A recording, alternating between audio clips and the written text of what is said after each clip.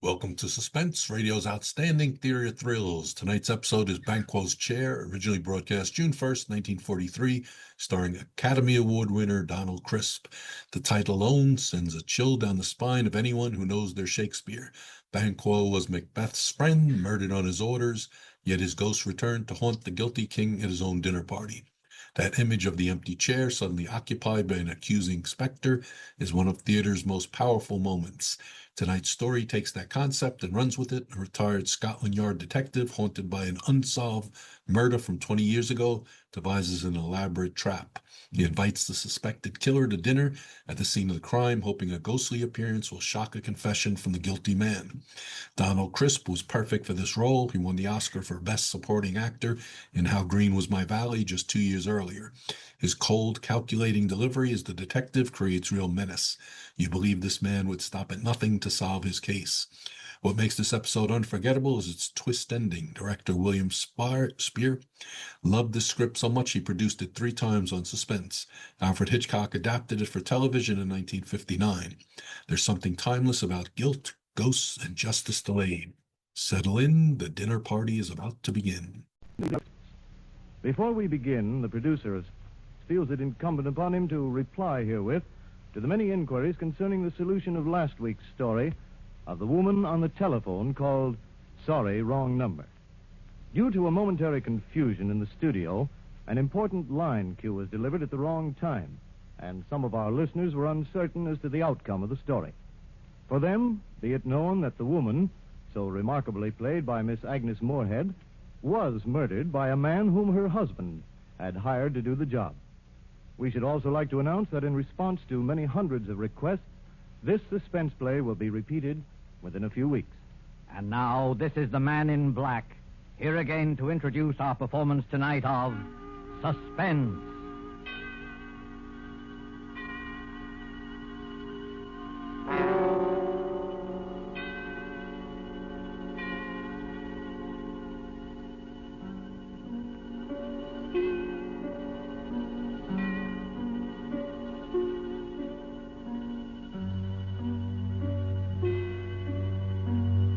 Our stars this evening are 2 distinguished gentlemen from the Hollywood sound stages, Mr. Donald Crisp and Mr. John Loder. Mr. Crisp and Mr. Loder are here to enact for us a strange and startling drama in which they, in the interest of justice, made use of an unusual method to wring a confession of guilt from a criminal. The story is by Rupert Croft-Cooke and is called Banquo's Chair.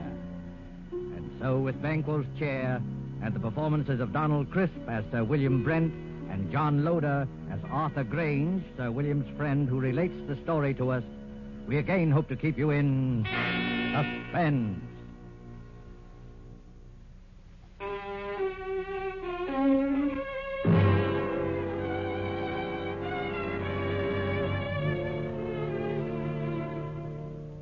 I would like you to look at this photograph.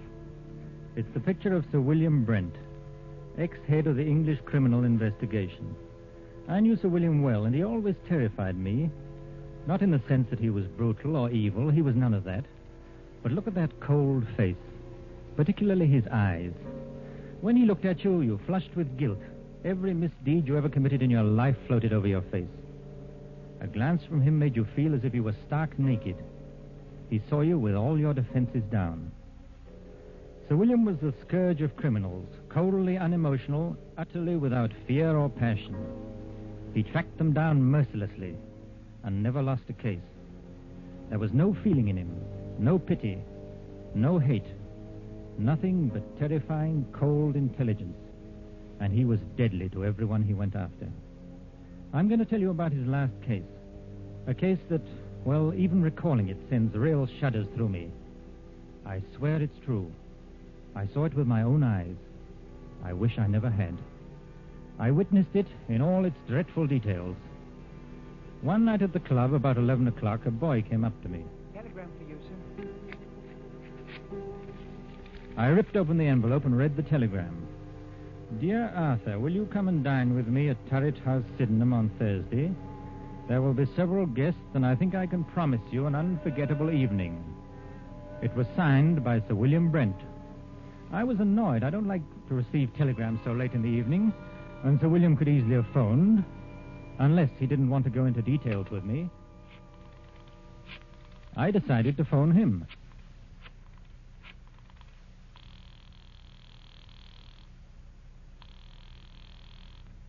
Hello? Hello? This is Arthur Grange calling. Yes, I know. Did you receive my telegram? Yes, Sir William. What's all the mystery about? Well, I'll tell you about it on Thursday. Are you coming? Yes, I'll be there. Very good. I particularly want you to be there. You sound so mysterious, I'm thinking of coming armed or bringing several bodyguards. No, it won't be necessary to bring any bodyguards. But you'd better come armed. Well armed. Yes, bring a revolver. Good night.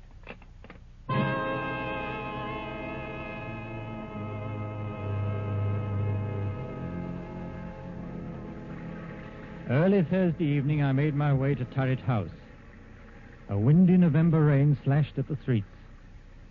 Turret House is a huge red brick, unpleasantly somber mansion, an ugly product of Queen Victoria's time.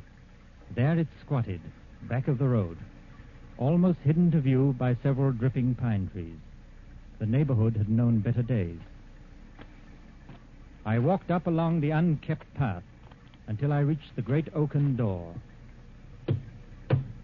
I let the knocker fall once or twice, and the door opened. Good evening, Mr. Grange. I was waiting for you. Hello, Lane. Nasty night, sir, isn't it? It's not much warmer in here. There's a fire in the dining room, sir. Whatever made Sir William move into this drafty dungeon? Oh, we haven't moved in, sir. It's only temporary. Sir William just renting. We still live in the West End. Oh, I see. Have any of the other guests arrived? Yes, Mr. Grange. Miss Stone is here. Miss Stone? Yes, the mystery writer. This way, Mr. Grange. I'll show you to the dining room. Sir William will be down shortly. Oh, hello. I'm Roberta Stone. How'd you do? I'm Arthur Grange, an old friend of Sir William's. Yes, I know. I've read some of your mystery stories and enjoyed them very much. Thank you, Mr. Grange. Just what is going on here tonight? I don't know. Sir William sounded awfully mysterious. But then, I've known Sir William for a long time. He never lets anyone down. If anything, he understates. I know. He told me to come armed. He told me the same thing. Here's my gun. I must admit, I've never fired it in my life. Well, this house is certainly a proper background for anything unpleasant. It's already been the scene of a crime. Oh? What crime? Murder. A particularly unpleasant one. Really? I must say the murderer couldn't have picked a more ideal spot. Isn't it a fact? You know, I once wrote a story of... Good evening, Roberta. Yes. Arthur. I'm glad you're both on time. Hello, Sir William. Hello. A nice apartment you have here. A sort of mausoleum and dining room combined. You're a bit afraid, aren't you? Of course not. Why should I be? Your eyes give you away. What's all this about? You invite us to this godforsaken dungeon and tell us to come armed? Don't be upset, Arthur. I'm sure you'll come out of this all right. You mean we may be in some danger? Naturally, I wouldn't tell you to come armed otherwise. Who is this other guest, Sir William? There are 2 more guests. But first we'll have a drink, and then I'll tell you both all about it. Lane, Yes, Sir William? will you serve the drinks? Yes, sir. Now, I'll tell you what's going to happen tonight. This house, Turret House, was the scene of the Sydenham murder, a very famous case. Yes, I know about it. That's right. No offense, old man, but wasn't it the only case you never solved? You're wrong, Arthur. I solved the Sydenham case, but I couldn't bring the criminal to justice because of insufficient evidence. You mean you knew who the murderer was? Oh, yes, of course. It was the nephew. The police knew it, too, Then why in the world didn't you bring the case to a conclusion? because the nephew had an absolute and unimpeachable alibi. To have arrested him would have meant a waste of time and money and a release in the end. Besides, according to English law, a man discharged can never be arrested again on the same murder charge. Well, this is all very fascinating. Has it anything to do with our being here tonight? Yes, Roberta, it has. In a short while, the nephew, John Bedford, will be here to dine with us. And, oh yes, the victim, Miss Ferguson. What? Well, wait. You mean Miss Ferguson wasn't actually murdered? Miss Ferguson is quite dead, has been dead these 2 years. You mean you're going to have the body of Miss Ferguson here at dinner? Oh, this is a little too much. If you'll excuse me, I'll dine elsewhere tonight. Not so fast, Roberta. Perhaps you'd better wait until you hear the rest of the story. This promises to be a very gay dinner. Oh, yes. Now, as you both know, I've never lost a case, except the Sydenham murder, which will be finished tonight. Now, I'm an egotist. I don't believe there's a criminal in all England that can outwit me. As a matter of fact, I've resigned from the criminal investigation for the sole reason of trapping Mr. John Bedford. It's hard to believe. Well, I told you I was an egotist. No criminal has beaten me yet, and no one ever will. You have an awful lot of patience. Infinite patience. I devoted 2 years to this case, and now that my moment of triumph has arrived, I wanted to have some witnesses. A writer who will record the event, and an admirer who will applaud with awe the trickiness of my scheme. Well, if it's as gruesome as I think it is, I won't be here to watch it. Oh, yes, you will. Horror has a way of fascinating and hypnotizing people. Besides, Arthur, you'd be ashamed to run out now. I'll stay, of course. So will I. Good. Now, before I tell you my scheme, let me first acquaint you with the details of the murder. Exactly 2 years ago tonight, old Miss Ferguson.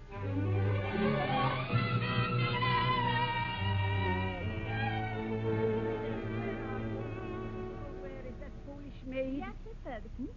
Why don't you answer when I call? I was in the kitchen, ma'am. It's after 10 o'clock. You should be on your way home. I was just about to leave. Has my nephew called? No, ma'am. Mr. Bedford hasn't called since yesterday.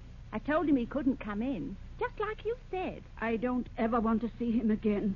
He's no good. He's an evil man who will come to an evil end. You're never to let him in here, Hilda. He won't ever come in this house if I can help it. No, ma'am. Now you'd better run along and make sure all the doors are bolted. Yes, ma'am. Good night, Miss Ferguson. Good night, Hilda. A pity about that nephew of mine. I'll change my will. Won't leave him a penny, I won't. In the morning, I'll change the will. That's... Who's there? Who is it? It's I, Aunt Martha, your own affectionate nephew. What are you doing in my house? Oh, you're not at all pleased to see me. Your only living relative, too. I'd like you to leave at once or call the police, I've called. I'd rather not, Auntie. I want to have a talk with you. You don't want to talk to me. All you want is money. Yes, Auntie, I do want money. And lots of it. You've got all the money you'll ever get out of me. You won't even get a penny after I die. I'll see to that. Perhaps you'll appreciate the value of money after you've worked for it. You know, Auntie... You're wearing gloves. What are you up to? I've made up my mind. What are you doing? Keep away. You're an old woman. All that money's no good for. You can never use it. I'm young, and money means life to me. A rich and gay life. You're old, and you're going to die soon anyway. No, it can't be. You're not going to do that. Yes, Auntie, I am. You don't want to live anywhere. You're lonely, you're sick, and you're old. I'm going to do you a favor. Nobody can hear you now. I'm your heir. Your only heir, Auntie. Your next of kin. The estate is going to be mine. All of it.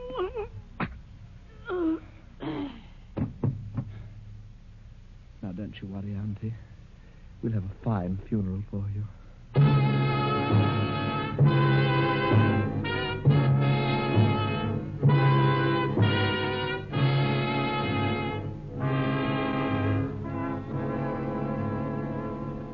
That's pretty much the way old Miss Ferguson was murdered. Oh, how ghastly. Hilda found the body the next morning. I immediately went to work on the case. All the evidence pointed to John Bedford. Everyone believed he committed the crime. He almost admitted it himself. I had him brought to my office for questioning. Oh, hello, Bedford. Come in. Thank you, sir. How'd you do, Sir William? Cigarette? Oh, thank you. Well, how does it feel to kill your own aunt? May I have a light, please? Yes, of course. Thank you. I wouldn't know, Sir William. You see, I never killed anyone. Have you? I have, Mr. Bedford. And I've sent quite a few to the gallows. Yes, so I understand. What was your relationship to Miss Ferguson? She was my aunt. Don't be flippant. Flippancy only proves your guilt. Well, to tell you the truth, sir, my aunt didn't like me. She thought I was a spendthrift and a useless parasite, and she was quite right. Would you mind telling me where you were the night your aunt was murdered? Oh, not at all. In jail. I had drunk a little too much and gotten into a bit of a tiff with someone, that's all. Have you ever been arrested for drunkenness before? Never, Sir William. This was my first offense. It's quite an alibi. Quite a fact. It would hardly be possible for me to be in jail and kill my aunt at the same time, you know. Unless, of course, my aunt came into my cell and allowed me to murder her, after which she walked back to Turret House as a ghost, dragging her body behind her. According to my reports, Mr. Bedford, you drink very little. No one who knows you has ever seen you drunk before.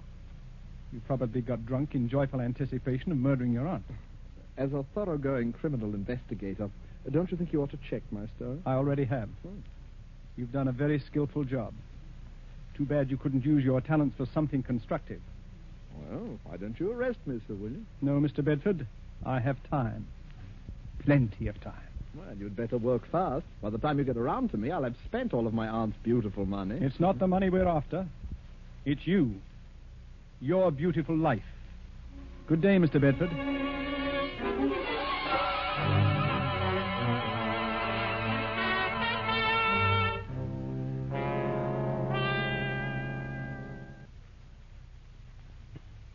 That's how matters stood. I refused to let any of my men arrest him. But how in the world could he have murdered his aunt while he was in jail? Perhaps he bribed the prison guard to let him out for an hour. Yes, Roberta, I believe he did. Unfortunately, the guard died of pneumonia soon afterwards, which left us no further source of evidence. As far as I can see at the moment, Sir William, you haven't a leg to stand on. You're quite right, Arthur, I haven't. Except that every man, particularly a criminal, has an Achilles heel.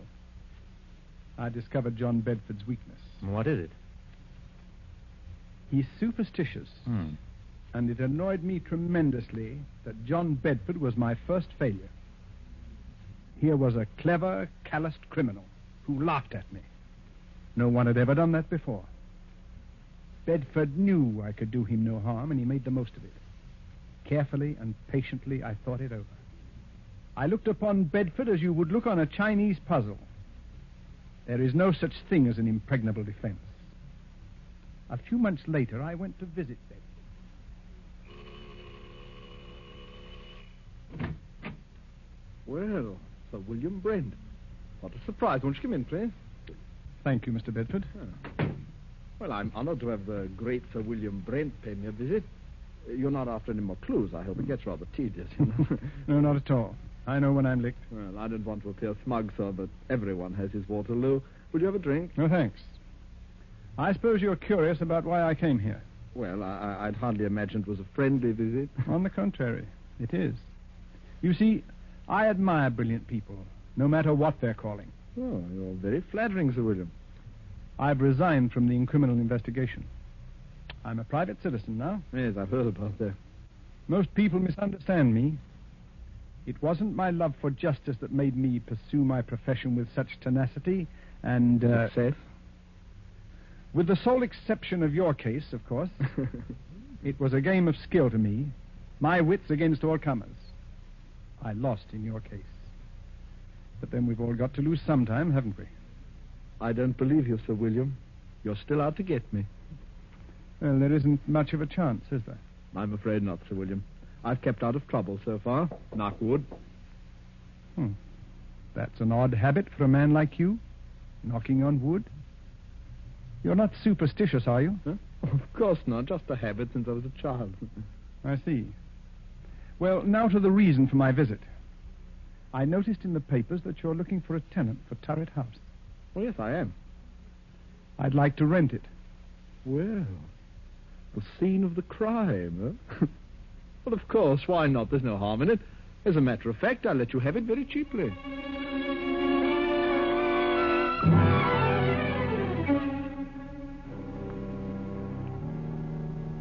that's how I rented this house. The house where the murder was committed. Well, what's your plan? It had better be a good one. Mr. Bedford sounds like a hard customer. Yes, it's a strange plan, but an effective one.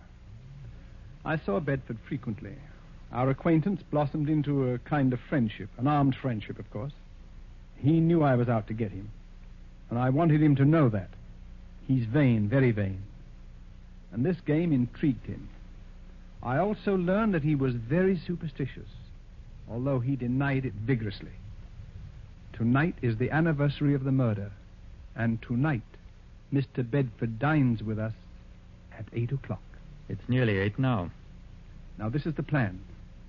You know May Wakefield? Of course. She's the famous Shakespearean actress. That's right.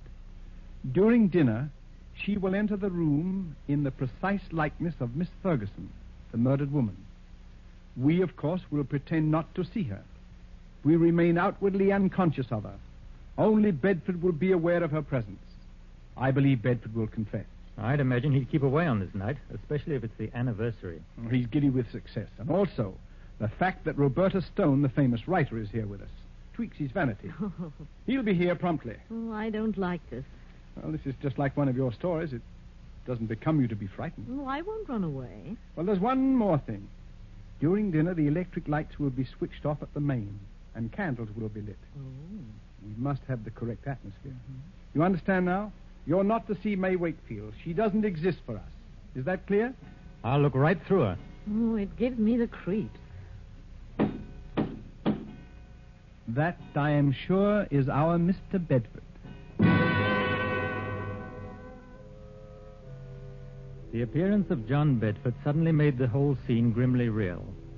He was a tall, well-built man in his late 30s, immaculately dressed and perfectly groomed. At first sight, his face seemed pleasant enough, but on closer scrutiny, his gray eyes were hard and cold.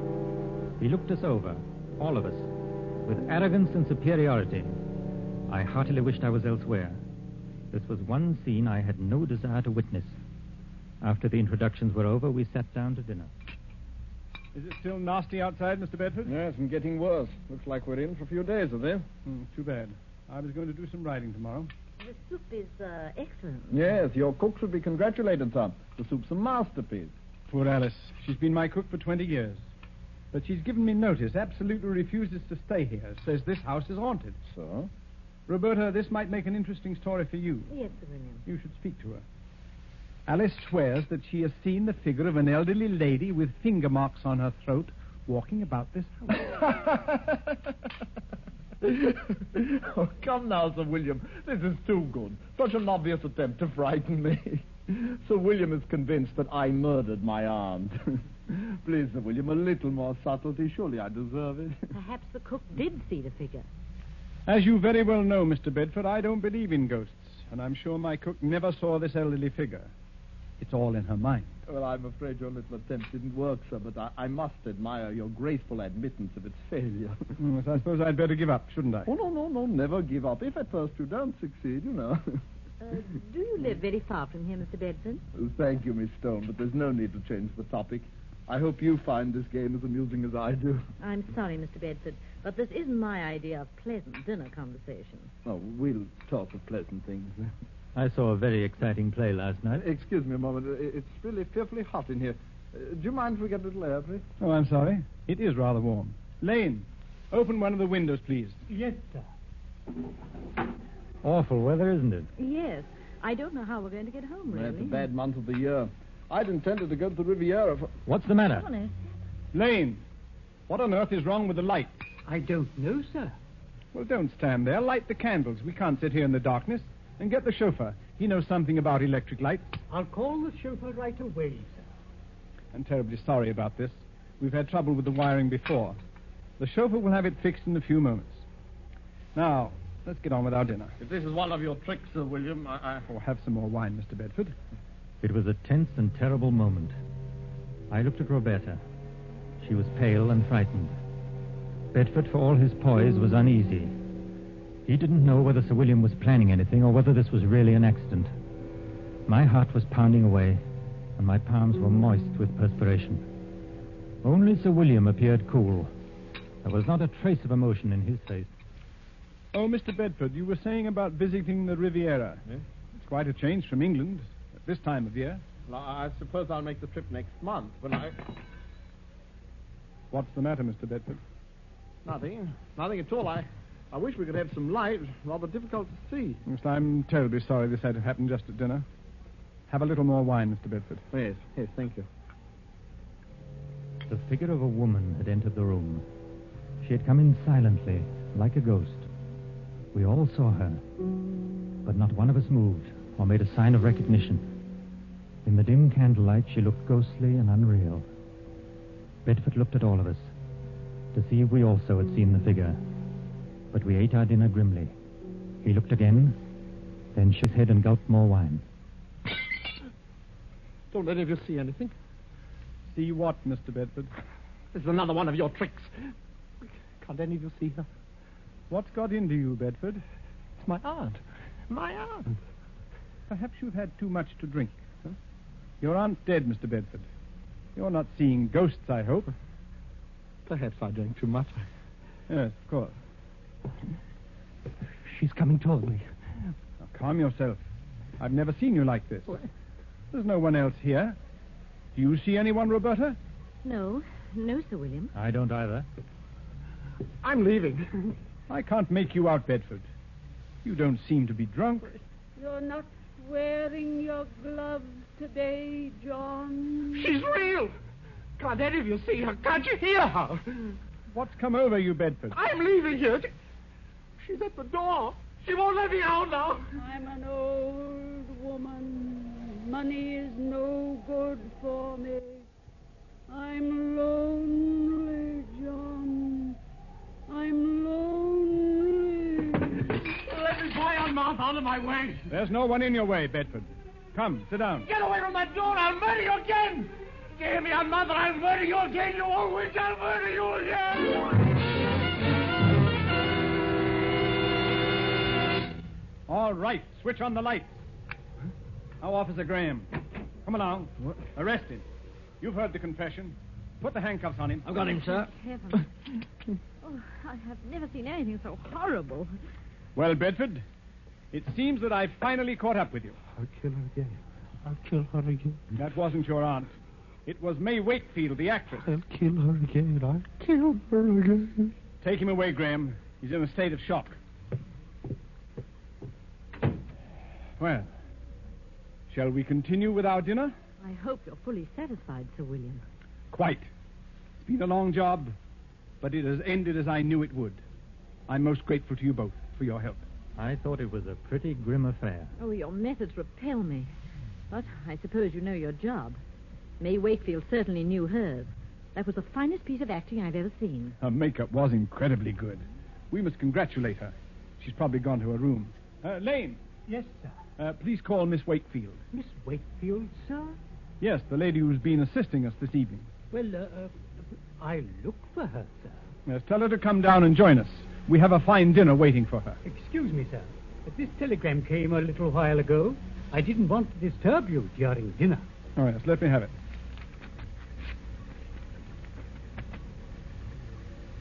Good heavens. Sir William, what's wrong? I'll read it to you. Severe influenza makes it impossible for me to leave my bed tonight. Will tomorrow night do? Signed, May Wakefield. Lord help us. If it wasn't May Wakefield, then who was that figure here tonight? There was no answer. I looked at Sir William, staring at the telegram. His face was grey and stony. On his left temple, a crooked blue vein stood out. It twitched once or twice, and then was motionless. He looked as though he'd seen a ghost.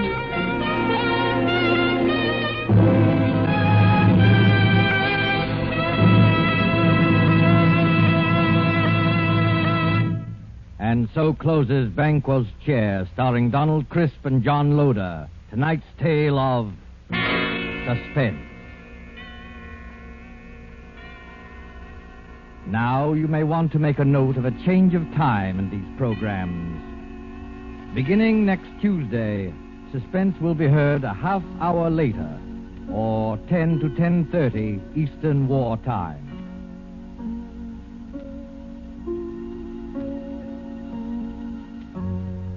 This is your narrator, the Man in Black, who conveys to you Columbia's invitation to spend this half hour in suspense with us at our new time next Tuesday, when Vincent Price, Ona Munson, and Osa Masson will star in the suspense play 5 Canaries in the Room. The producer of these broadcasts is William Spear, with Ted Bliss the director, Lud Gluskin and Lucien Morawick conductor and composer, and Sigmund Miller, the radio author.